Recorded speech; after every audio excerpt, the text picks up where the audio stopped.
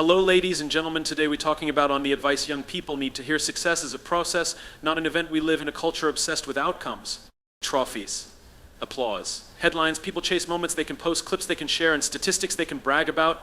But here's the thing no one likes to admit: real success doesn't show up all at once. It's not a sudden explosion. It's a quiet evolution. It doesn't shout, it whispers. The truth: success is a daily practice, not a single event. It's built in early mornings when no one is watching. It's shaped during long, uncertain nights when you're not even sure if you're doing it right. The moments people call success, the launch, the award, the deal, the spotlight, those are just reflections of what you've done in silence. That celebration they see, it's just the visible tip of a long, invisible grind. We often ask, how did they do it, when we see someone winning? But the real question is, how many times did they fail before it worked? Because what's unseen are the hours they spent learning a craft when everyone else was comfortable. What's ignored are the rejections, the doubts, the lonely seasons where quitting would have been easier than continuing. The world doesn't remember preparation. It only remembers the performance. But without the preparation, the performance never happens. So many young people want to make it fast. They want purpose, impact, recognition. And that hunger is beautiful. But what often gets lost in the rush is the understanding that success is a journey of becoming. It's not something you stumble into. It's something you grow into. You don't just land there. You build yourself into someone who belongs there. One decision, one action, one test of character at a time. There is nothing glamorous about the process. It's frustrating. It's boring. It's repetitive. You wake up and do the work, and then you do it again. You improve by 1% every day, most of the time, without noticing. And that's exactly why most people never stick with it long enough to win. They confuse slow progress with no progress. They expect the result before they've earned the experience, and when it doesn't come fast enough, they label it failure. But mastery demands patience. It demands humility. You don't get to skip the hard parts. You don't get to bypass the dull repetitions. You have to respect the time it takes to become excellent at anything. Because that time is what forges you. That time is where confidence is born, not from pretending to know, but from learning through every stumble. You're not failing when it's hard. You're growing. Here's the paradox: those who are truly successful rarely feel like they've arrived. That's because they've fallen in love with the process. They've made peace with uncertainty. They've learned that the real reward isn't the medal or the milestone, it's the person you become in pursuit of it. The discipline you develop, the resilience you gain, the quiet confidence that comes from knowing you kept your word to yourself even when no one else was watching. Success that comes quickly can be lost just as fast. But success that is earned brick by brick, decision by decision, that kind of success builds a foundation that lasts. It's not fragile because it wasn't given, it was grown. And while others are searching for shortcuts, you can choose the long way, the meaningful way, the way that teaches you how to think, how to serve, how to stay grounded when the spotlight finally finds you. Success is not a place you arrive at one day, it's a direction you walk in every day. And the further you go, the more you realize it was never about the event anyway. It was always about the journey that got you there in a world where everything is built for now: instant notifications, 2-day shipping, fast track programs. It's easy to start believing that speed equals success, that the faster you move, the more you'll achieve, that the sooner you make it, the more valuable your journey must be. But the truth couldn't be further from that illusion. The things that matter, growth, purpose, character, mastery, are built with time, not speed. They are earned, not downloaded. Patience isn't passive. It's not about sitting still and waiting for something to happen. Patience is active endurance. It's the decision to stay in the process even when the results are invisible. It's the mental toughness to keep planting seeds even when the soil looks dry and the sky offers no rain. When you choose patience, you're not giving up momentum, you're choosing maturity. The rush to succeed often becomes a race to nowhere. You jump from one thing to the next, chasing the high of quick wins, craving constant validation. But what you gain in speed, you lose in depth. You don't stay long enough in one place to learn. You don't fail enough times in one discipline to master it. You avoid discomfort by pivoting too soon, and in doing so, you sabotage the very foundation you're trying to build. Patience doesn't mean slow progress, it means sustainable progress. Fast starts are exciting, but they're rarely stable. How many times have we seen people rise fast and fall faster? That's because speed without roots leads to collapse. When you haven't built the strength to carry what you've gained, success becomes a burden, not a blessing. Patience, on the other hand, builds depth. It builds roots. It ensures that when the storm hits, and it always does, you can bend without breaking. Young people today often feel behind their peers, behind the expectations set by social media, behind the arbitrary timelines that say you should have made it by now, but life doesn't run on a stopwatch. There's no universal schedule for purpose, no countdown for greatness. What you're building requires a different clock, one that ticks with discipline, not deadlines. One that honors the work even when the reward is delayed. You don't become remarkable by moving fast. You become remarkable by doing it right, by showing up even when no one claps, by revisiting the basics until they become second nature, by learning the same lesson through different challenges until it finally becomes wisdom. Speed wants to win the sprint. Patience builds you for the marathon. When you value patience, you stop comparing your timeline to someone else's highlight reel. You realize that fast success isn't always true success. It might look good on paper, but real confidence comes from depth of knowledge, depth of purpose, depth of self-awareness.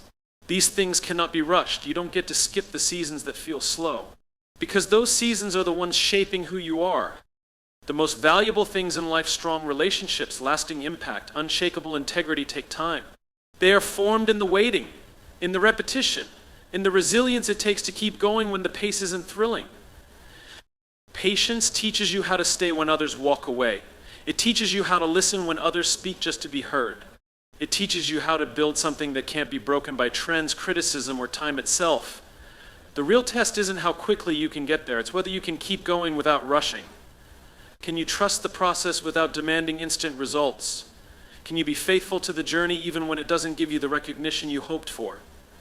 Because when you do, something powerful happens. You stop chasing time and you start mastering it. There's a magnetic pull to being liked. It starts early and grows louder with every scroll, every like, every comment. It's not just social media, it's social currency. We start shaping ourselves based on how others respond, measuring our worth by attention, adjusting our voice to fit what gets the most applause.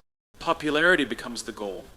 But what happens when being liked becomes more important than being true? Popularity is loud, but it's also shallow. It can be gained quickly and lost even faster. It often requires compromise, the softening of edges, the silencing of conviction, the rewriting of your own values to match the expectations of an audience that may not even know your name. And when the applause fades, you're left wondering, who am I really when no one's watching? Purpose is different. Purpose doesn't shout, it whispers. It doesn't care how many people are watching, it cares whether you're aligned with what you believe, with what you're building, with what kind of person you're becoming. Purpose requires more from you than popularity ever will, because it doesn't feed on attention, it feeds on intention.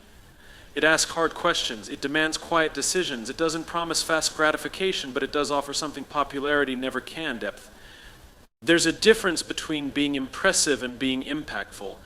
Popularity can make you impressive. The right words, the curated image, the applause from strangers. But purpose is what makes you impactful. It's what lasts after the trend passes. It's what people remember not because you entertained them, but because you moved them. It's easy to chase the crowd. It's easy to adjust your message to fit the moment, to ride the wave of what's current. But the ones who leave a mark, the ones who create change, who inspire growth, who build legacy are the ones who resist that temptation.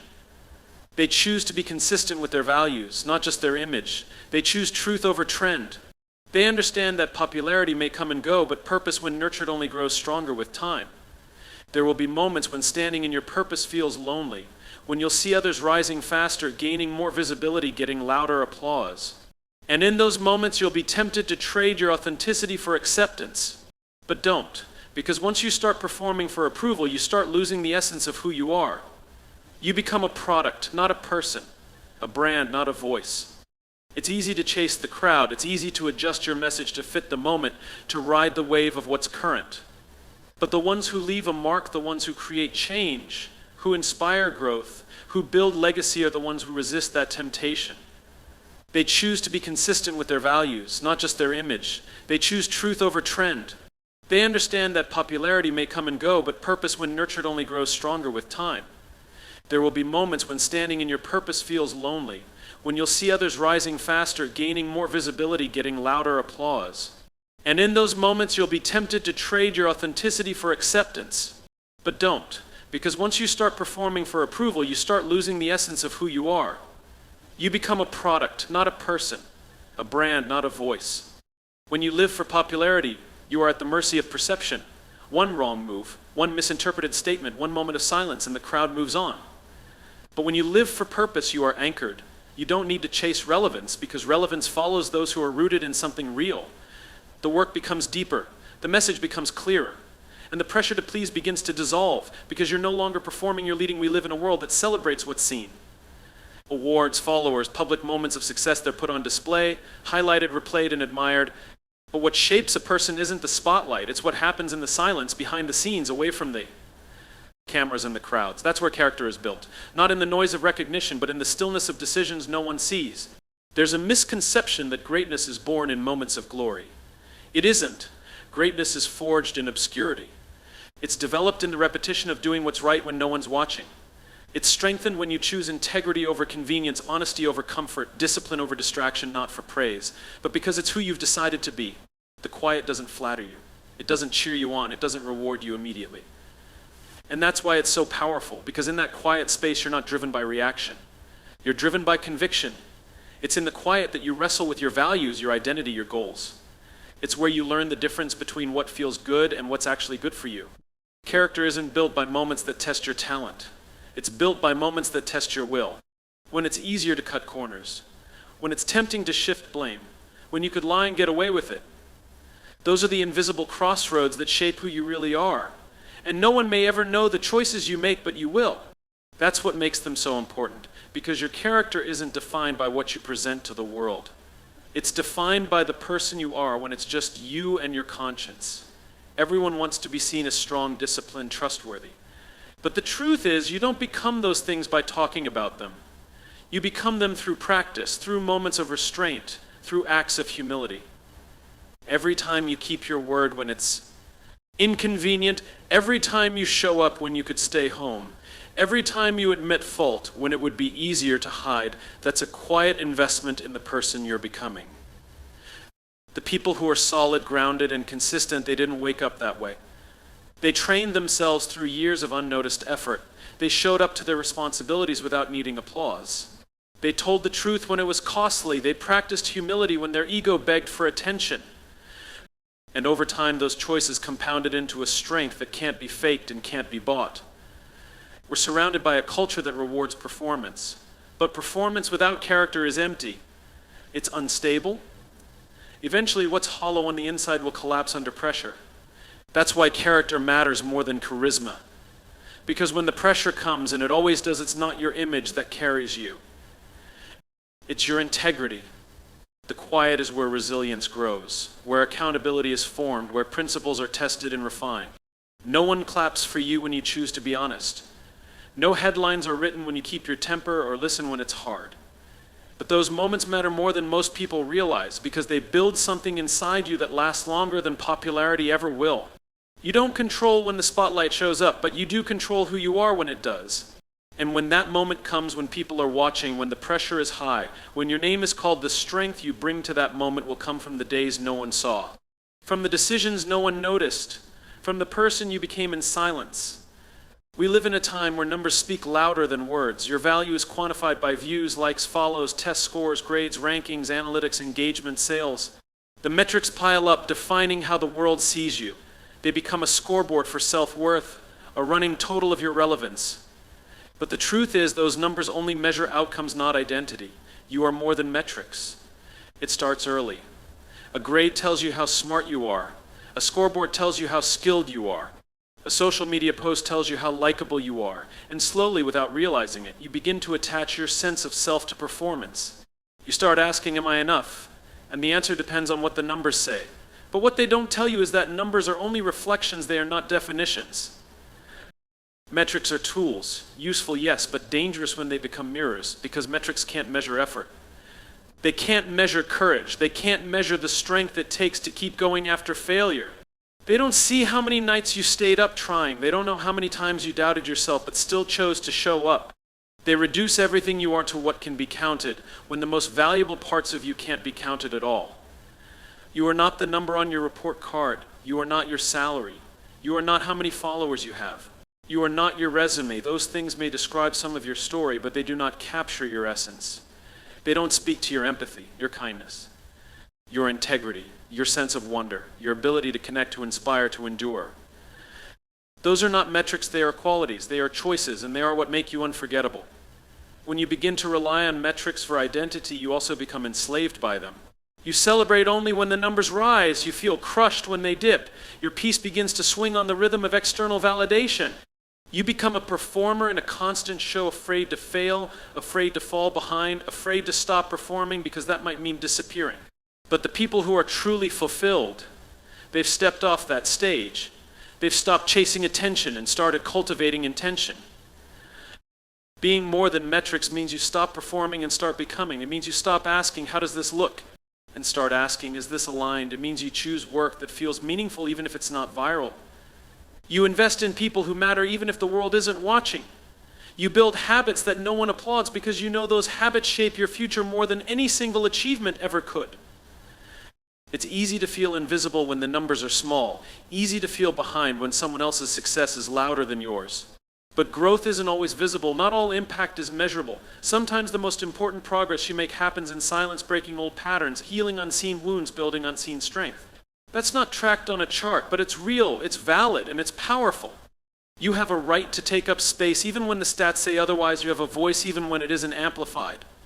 You have value even when it isn't validated. You have a purpose even when it doesn't trend. And none of that is tied to how you perform on a scoreboard, because your worth was never meant to be a calculation. It was meant to be embodied, lived, expressed in the way you treat people, the way you lead, the way you rise, and the way you rebuild. Everyone wants to make an impact, to influence others, to lead teams, companies, communities, maybe even movements. But before you can lead anyone else, there is a harder, quieter, far more essential challenge you have to face: learning to lead yourself first. Because leadership isn't a title. It's not about being in charge. It's about alignment. And the hardest person you'll ever try to lead is the one staring back at you in the mirror. Leading yourself means holding yourself accountable long before anyone else does.